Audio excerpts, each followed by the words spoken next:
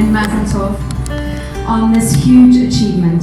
I know that you have been called many names in your life and you have been given many labels, but tonight I bestow upon you the title of published author. Yay!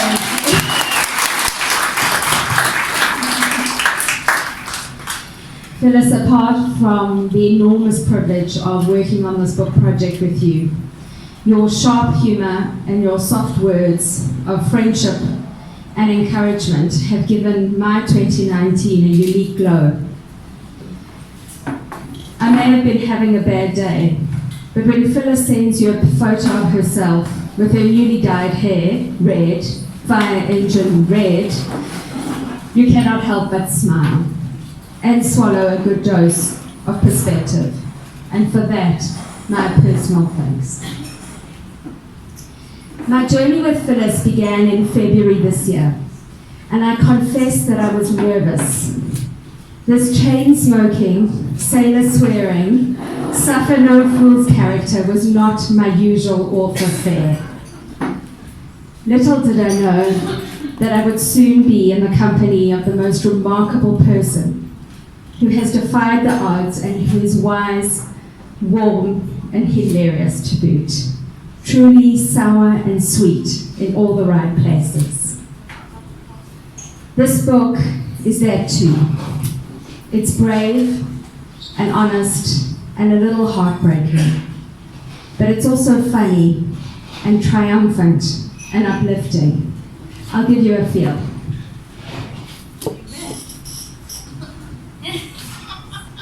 So this is how it opens. I stare at the image in the mirror. That doesn't look like 70, I muse. It doesn't feel that way either. Silly doctor. Silly doctor who predicted she'll be lucky if she makes it to 50 years old. The man had appointed himself too IC to God and shook the already fragile perceptions of my parents who thought they were guilty of producing a child with special challenges. And so now, 20 years overdue, on her death sentence, this is her journey, from trying to survive to learning to thrive. And against all the odds, she goes on to face her demons, to get a degree, build a house, parasail, scuba dive, swim with the dolphins, ride an elephant, travel the world, and even scramble an egg.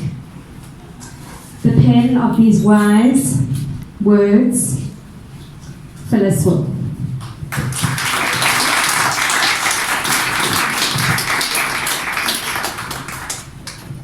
I definitely need a hug after that one.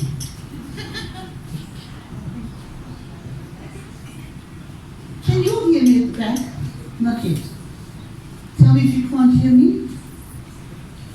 If not, come forward, please. Okay. You know, most people who write a book about someone with a disability assume that the book is to understand what it's like to live with a disability. I've got news for you guys. This book has been written by someone who's wobbly so that we can understand what it's like to live with you guys. Amongst other things. I want my scribe to come a bit nearer, please. I'm not going to go through the whole book with you. We can talk about that later. What I do want to share.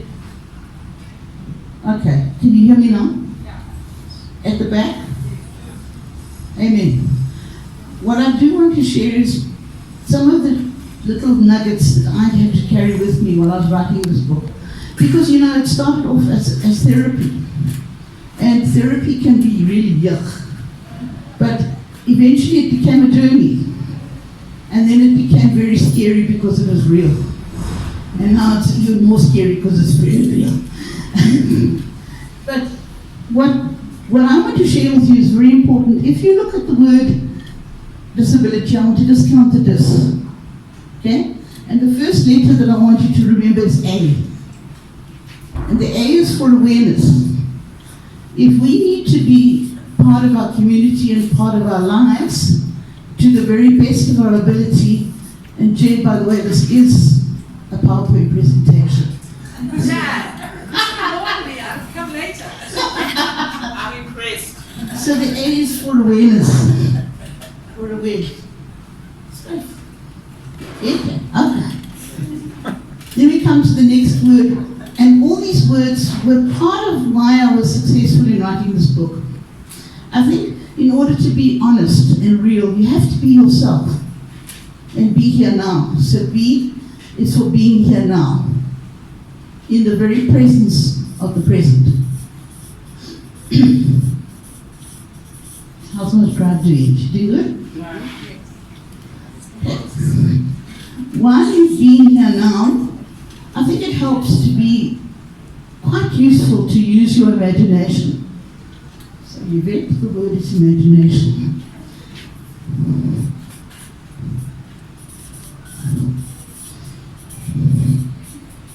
And I'm breathing. Yeah, but nobody's breathing because they're watching us spelling. I know.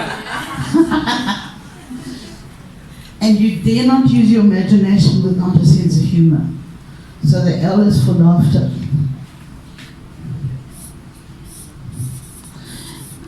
I'm just thinking about some of the really disgustingly difficult situations that my family and I have been through, and you'll walk through them with me in the book. But the laughter carried us. It's a wonderful medicine. Then we've got one more I, and that is ingenious solutions. What? Ingenious. Can you spell it for you? I-N-G-E-N-E-O-U-S.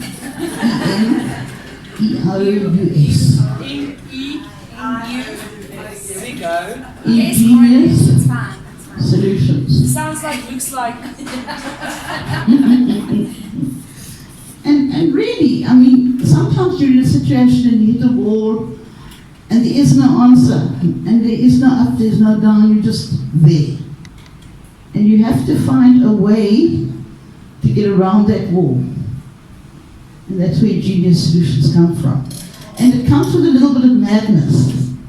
You're not part of the community, you're not part of the norm. You have to find solutions that are just a little bit out there, like riding an elephant. When it comes to the word T, trust yourself. Nobody else will. So if you start off with trusting myself, trust.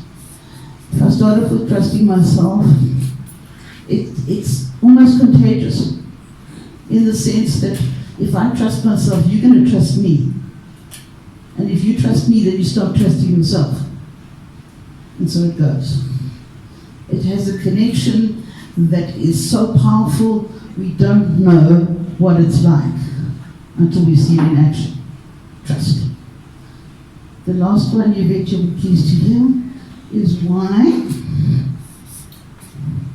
And why says yield to life.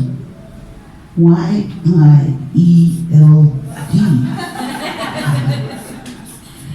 Is it not live or life? Yield. And if you don't like that word, just almost say yes. Say yes to life. You've got one life that you know about, and if you believe in reincarnation, you don't know what went before, and you don't know what's coming, so just be who you are right now. And that's where I choose to be. So, in the sense of being ability, dismos ability, so we can discount the dis.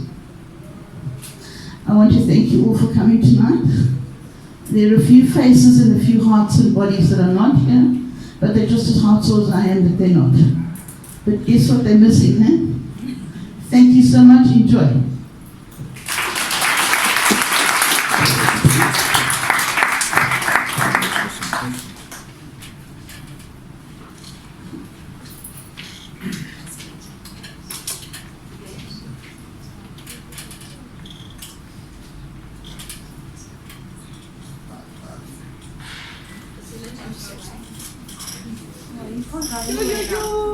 Don't think you're escaping that quickly.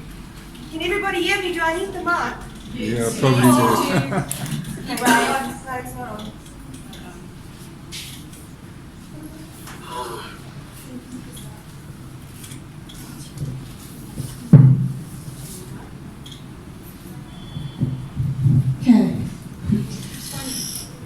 say this. No, but then you'll have to hold my tissue then. Just, I don't know, I hope not, but just in case.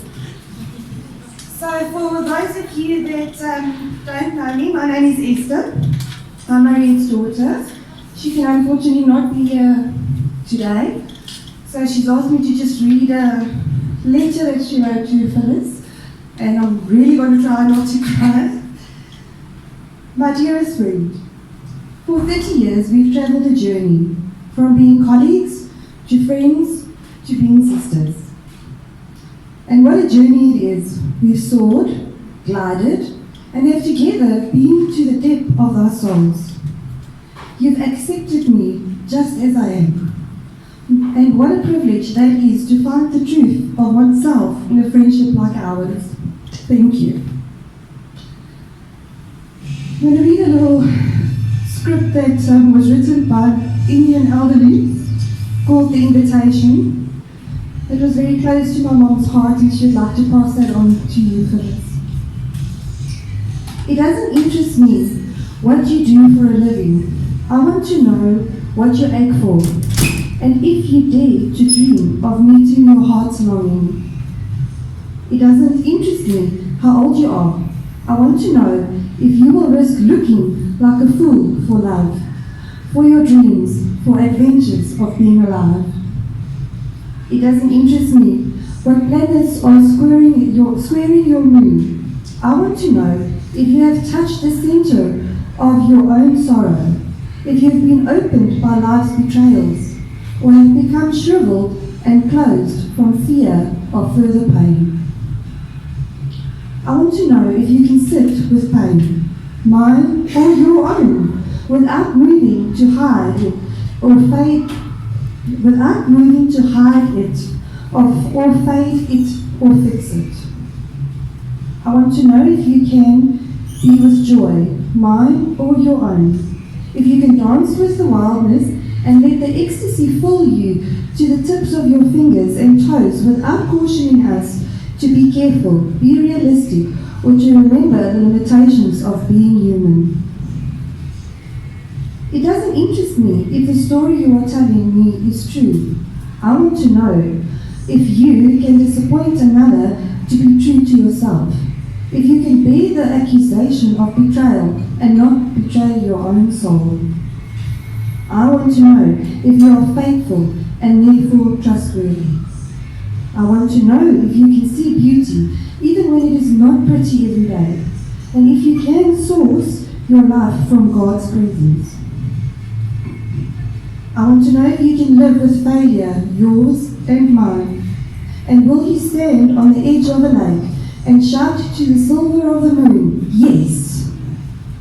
It doesn't interest me to know where you live or how much money you have.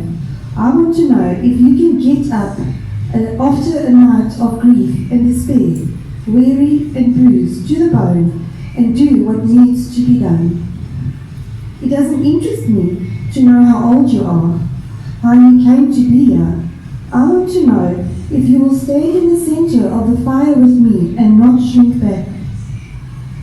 It doesn't interest me where or what or with whom you have studied.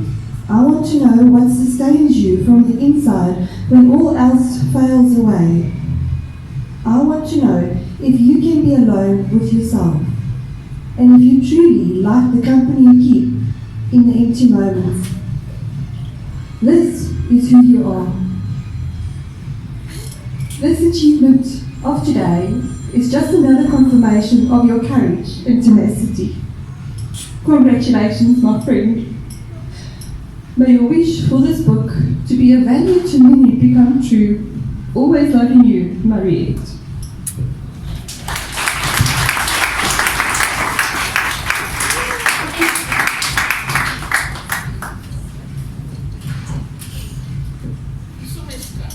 Yes, I need that. No, don't you want to share it? I need one. Thank you, everybody. Thank you for joining us. Books are on sale at the back with a special signature from Phyllis.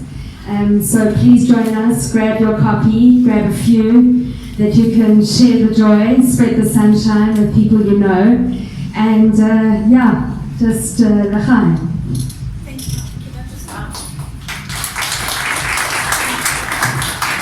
guys, apparently there is food, but not supper.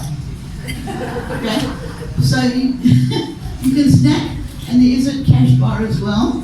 I'm going to make my way to the back. If anybody wants a book signed, it can happen. You will do the writing, I'll tell you what to write. Love you lots. Thanks.